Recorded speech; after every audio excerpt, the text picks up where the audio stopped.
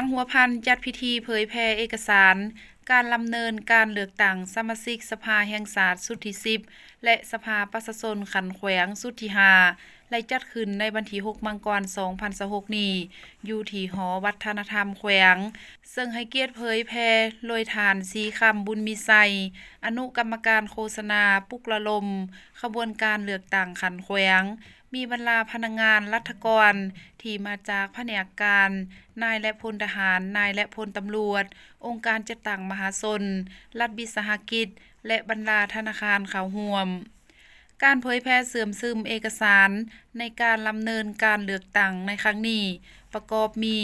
เสื่อมซึมและพันขยายมติของกรมการเมืองศูนย์กลางพรรคเลขที่26ทับกมสพลงวันที่12กันยายน2025เกี่ยวกับการเพิ่มทวีการนำพาสีนำขององค์คณะพรรคทุกขันต่อการเลือกตั้งสมาชิกสภาแห่งชาติสุดที่10และสมาชิกสภาประชาชนแขวงสุดที่5เอกสารเพิ่มทวีการนำพาแนวคิดเสริมขยายสิทธิประชาธิปไตยของประชาชนบรรลาเผ่าเพื่อการเลือกตั้งสมาชิกสภาแห่งชาติสุดที่10และสมาชิกสภาประชาชนขันแขวงสุดที่5กำแหนเนื้อในสำคัญของกฎหมายบารวยการเลือกตั้งสมาชิกสภาแห่งชาติและสมาชิกสภาประชาชนขันแขวงเพื่อเฮ็ดให้การเลือกตั้งสมาชิกสภาแห่งชาติสุดที่10และสภาประชาชนขันแขวงสุดที่5ลำเนินถูกต้องตามกฎหมายสอดคล้องกับสภาพตัวจริงของแต่ละท้องถิ่นและมีประสิทธิผล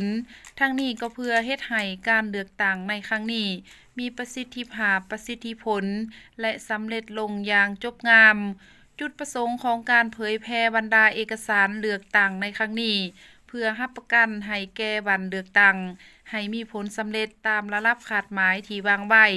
หลังนั้นต้องพร้อมกันสู่ชนและร่วมแรงร่วมใจกันจัดตั้งปฏิวัติบรรดาหน้าเวียกที่สำคัญคือต้องรับประกันให้ผู้มีสิทธิ์เลือกตั้งมาปอนบัตรเลือกตั้งให้ครบถ้วน100%ต้องรับประกันให้ผู้มีสิทธิ์เลือกตั้งฮู้ใช้สิทธิ์ในการปอนบัตรเลือกตั้งถูกต้องตามระเบียบการเลือกตั้ง100%ต้องรับประกันเวียกงานป้องกันศาสตร์ป้องกันความสงบให้มีความสงบและมีความปลอดภัยในวันเลือกตั้ง100%ต้องรับประกันการปอนบัตรเลือกตั้งให้มีความโปร่งใสและสำเร็จตามกำหนดเวลา100%